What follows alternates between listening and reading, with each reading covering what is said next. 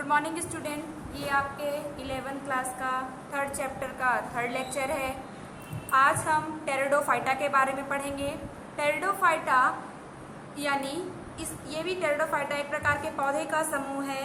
इस पौधे का मुख्य लक्षण है कि इसमें जड़, तना तथा पत्ती पाए जाते हैं, लेकिन इनमें बीज तथा पुष्प नहीं पाए जाते हैं। इनमें संवहन ऊतक पाए जाते हैं। संवहन ऊतक बच्चों यानी जाइलम और फ्लोएम। जाइलम का काम क्या होता है? मृदा से जल एवं खनिज लवण को पौधों के सभी भागों में पहुंचाना। फ्लोएम का काम पत्ती द्वारा बने भोज्य पदार्थों को भोजन के सभी भागों में पहुंचाना। इनमें भी क्या होता है? पीढ़ी एकांतरण। पीढ़ी एकांतरण मैंने बताया था कि पौधों में दो प्रकार की अवस्था होती है। एक होती है बीजाणुद्भिद अवस्था और दूसरी होती है आपकी युग्मकोद्भिद। तो बीजाणुद्भिद में बीजाणुओं का निर्माण होता है, युग्मकोद्भिद में क्या होता है? युग्मकों का निर्माण होता है। यहाँ पर इसका मुख्य पौधा क्या होता है? बीजाणुद्भिद यानी 2n होता है तथा दूसरी अवस्था में युग्मकोद्भिद यानी n होता है। यानी पहली बार इसमें बीजाणुद्भिद अवस्था आती है यानी बीजाणुओं के निर्माण की अवस्था, और दूसरी बार इसमें युग्मकों के निर्माण की अवस्था आती है। इस पौधे को संवहनी अपुष्पोद्भिद कहते हैं। क्यों संवहनी अपुष्पोद्भिद कहते हैं? क्योंकि इनमें संवहन ऊतक पाए जाते हैं। और अपुष्पोद्भिद क्यों कहते हैं? क्योंकि इनमें पुष्प नहीं पाए जाते हैं।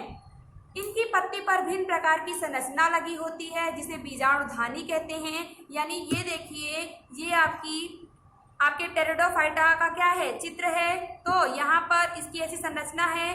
तो यहाँ पर ऐसे जो संरचना है इसको क्या बोलते हैं? बीजाणुधानी बोलते हैं। और जिस पत्ती पर बीजाणुधानी लगे होते हैं उसे बीजाणुपर्ण कहते हैं। इन्हीं बीजाणुधानी में क्या होता है? बीजाणु का क्या होता है? निर्माण होता है। बीजाणुधानी जिस पत्ती पर पाए जाते हैं उन्हें बीजाणुपर्ण कहते हैं। इसमें नर तथा मादा अंग एक ही पौधे पर पाए जाते हैं। यानी एक ही पौधा है मान लो, तो उसमें नर और मादा दोनों भाग क्या होगा? पाया जाएगा। नर को पुमड़ु तथा मादा को अंडकोशिका कहते हैं। नर भाग को पुंधानी तथा मादा भाग को स्त्रीधानी कहते हैं। नर भाग में नर युग्मक तथा मादा भाग में मादा युग्मक का निर्माण होता है। अब इसमें निषेचन कैसे होता है? तो निषेचन इसमें ऐसे होता है कि जो इसका नर भाग होता है, नर भाग में क्या होते हैं? चलनशील बीजाणु होते हैं। और मादा भाग कैसा होता है? उसमें अचल होते हैं। तो चलनशील बीजाणु क्या होते हैं? किसी न किसी माध्यम से उनके पास मादा युग्मक के पास जाते हैं, निषेचन करते हैं, युग्मनज करते हैं और फिर नए प्रकार के टेरिडोफाइटा का क्या करते हैं? निर्माण करते हैं। नर भाग में नर युग्मक तथा मादा भाग में मादा युग्मक का निर्माण होता है। नर भाग चलनशील तथा मादा युग्मक अचल होते हैं। दोनों ही आपस में मिलते हैं, युग्मनज बनता है। युग्मनज से बीजाणु का निर्माण होता है, फिर बीजाणु से युग्मक बनता है। इस प्रकार से ये चक्र क्या होता है? चलता रहता है। यानी एक बार बीजाणुद्भिद अवस्था आएगी, फिर एक बार क्या होगी? युग्मकोद्भिद अवस्था आएगी, फिर बीजाणुद्भिद, फिर युग्मकोद्भिद। यानी ये अवस्था क्या होती है? एक के बाद एक आती रहती है, इसीलिए इसको पीढ़ी एकांतरण कहते हैं। जो आपका टेरिडोफाइटा होता है उसका नर भाग थैलस के आकार का, यानी जो उसका युग्मकोद्भिद अवस्था होती है थैलस के आकार की होती है। और एक ही पौधे में मैंने बताया कि नर तथा मादा पाए जाते हैं। तो ये इसका नर भाग है, समझ लो, ये इसका मादा भाग है। दोनों ही आपस में मिलते हैं तो युग्मक का निर्माण करते हैं। जैसे मान लीजिए आपका ये नर है और ये आपका मादा है, दोनों ही आपस में मिले युग्मनज बने। फिर इसी युग्मनज से क्या होते हैं? बाद में दूसरे क्या होते हैं? पौधा बना। फिर उस पौधे में क्या हुआ? स्पोर बना। स्पोर यानी बीजाणु बने। फिर वो बीजाणु कोई नर का निर्माण किया, कोई मादा का निर्माण किया। फिर ये नर मादा आपस में मिले, फिर युग्मनज का निर्माण हुआ। फिर युग्मनज से नए पौधे बने, फिर नए पौधे से बीजाणु बना। इस प्रकार से ये प्रक्रिया क्या होती है? एक के बाद एक चलती रहती है, इसीलिए इसको पीढ़ी एकांतरण कहते हैं। चलिए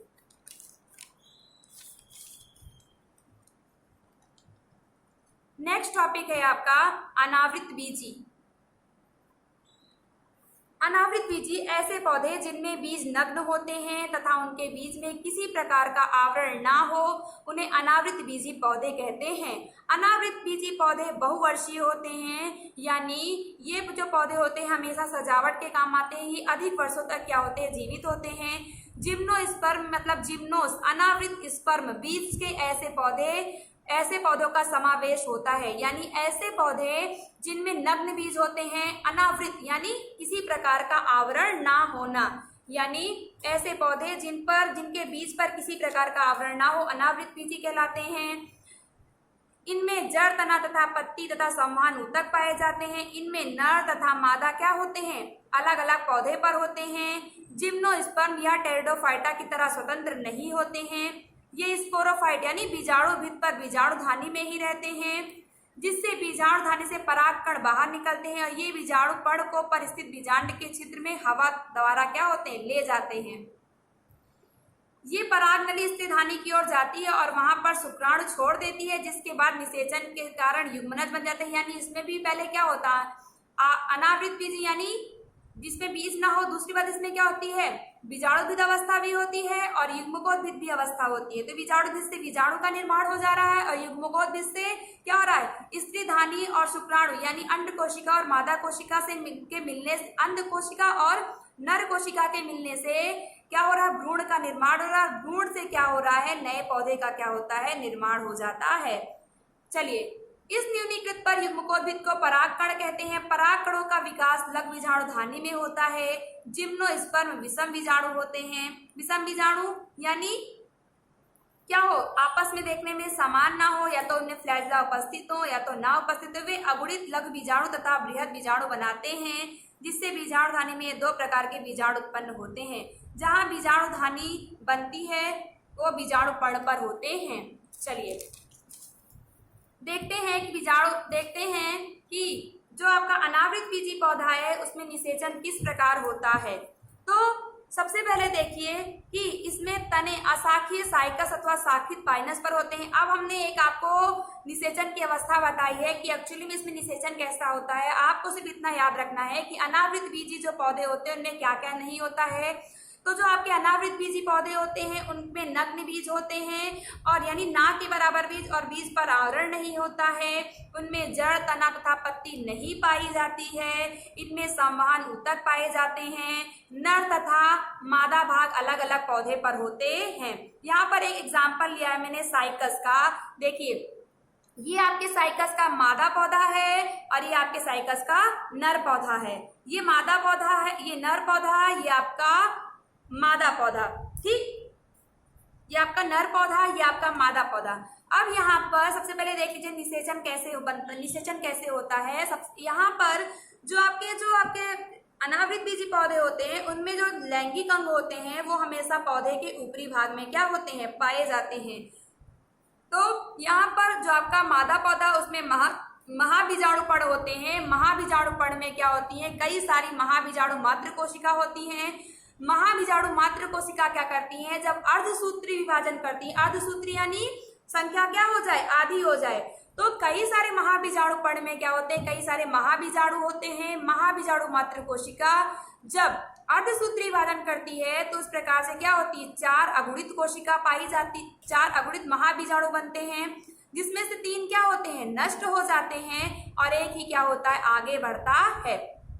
इसी प्रकार जो आपका नर पौधा होता है, नर पौधे में शंकु के आकार की क्या होते हैं, जननांग पाए जाते हैं, जिसको स्ट्रोबिलस भी कहते हैं। इसमें भी क्या होता है, अर्धसूत्री विभाजन होता है, तो लघु बीजाणु का क्या होता है, निर्माण होता है। अब यहाँ से आपका मादा बीजाणु एक आया और यहाँ से आपका क्या हो गया, लघु बीजाणु एक आया, तो दोनों का क्या हो गया, निषेचन हुआ। निषेचन के बाद आपको पता है कि युग्मनज बनता है, यानी जब आपका नर मिल गया और आपका मादा आपस में मिल गए युग्मक, तो आपका निषेचन हुआ। लेकिन पौधों में इसमें क्या बनता है, निषिक्तांड, ये भी क्या है, युग्मनज ही है, तो निषिक्तांड बनता है। इसके बाद भ्रूण बनता है और भ्रूण के बाद क्या होता है, बीज बनता है, और उसी बीज से ये तो नर पौधे का निर्माण होता है, या तो फिर मादा पौधे का निर्माण होता है। तो आप यहाँ पर क्या देख रहे हैं कि एक बार बीजाणुभिद अवस्था आ रही है और दूसरी बात क्या आ रही है, युग्मकोद्भिद की अवस्था आ रही है। जो इसमें बीजाणुभिद अवस्था होती है बच्चों, वो उसकी मुख्य अवस्था होती है। बिना बीजाणुभिद अवस्था के क्या होगा, युग्मकोद्भिद अवस्था नहीं होगी। तो फिर से देखिए, सबसे पहले क्या होता है, ये आपका मादा पौधा, ये आपका नर पौधा। मादा पौधे से क्या होता है, महाबीजाणुधानी से महाबीजाणु निकलते हैं, और नर बीजाणुधानी से क्या होते हैं, लघु बीजाणु निकलते हैं। ये मादा कोशिका, ये आपकी नर कोशिका, दोनों आपस में मिलते हैं और एक नए पौधे का क्या होता है, निर्माण होता है। फिर एक बीज का निर्माण होता है, बीज से तो नर, ये तो मादा, यानी ये प्रक्रिया क्या होती है, चलती रहती है। चलिए निषेचन की बार परिभाषा देख लेते हैं। यहाँ पर इनमें महाबीजाणु मादा के शीर्ष पर पाए जाते हैं, जिसमें कई सारी महाबीजाणु धानी होती है। इसमें महाबीजाणु मात्र कोशिका में अर्धसूत्री विभाजन होता है, जिससे 4 अगुणित महाबीजाणु बनते हैं और जिसमें से 3 नष्ट हो जाते हैं। यहाँ पर जो 4 अगुणित बनते हैं वो क्या होते हैं, नष्ट हो जाते हैं और एक सक्रिय हो जाता है। नर पौधे के जननांग भाग को शंकु कहते हैं। शंकु पर बहुत सारे सूक्ष्म बीजाणु मात्र कोशिका होती है और अर्धसूत्री विभाजन द्वारा सूक्ष्म बीजाणु बनता है और सूक्ष्म बीजाणु गुण बीजाणु के पास क्या होता है, चला जाता है। यानी जब आपकी मादा कोशिका और नर कोशिका आपस में मिलेंगे, ये क्या है आपका N है, ये भी क्या है आपका N है। जब N आपस में मिलेंगे तो क्या बनेगा आपका 2N, यानी जो आपका निषिक्तांड बनता है वो कैसा होता है, 2N होता है। ठीक है ना। तो कैसे N हुआ, इस प्रकार से क्या होता है, नए पौधे का, नए बीज का निर्माण होता है और नए बीज से निषेचन की प्रक्रिया के बाद निषिक्तांड बनता है। इसके बाद बीज का निर्माण होता है और इसी बीज से नर पौधे या मादा पौधे का क्या होता है, निर्माण हो जाता है। इसी प्रकार से आपके टेरिडोफाइटा में अनावृत पीछी पौधों में क्या होता है, निषेचन की प्रक्रिया होती है और पीढ़ी एकांतरण एक के बाद करके एक आता रहता है। थैंक यू बच्चों। इसके अगले वाले टॉपिक में हम एंजियोस्पर्म के बारे में पढ़ेंगे।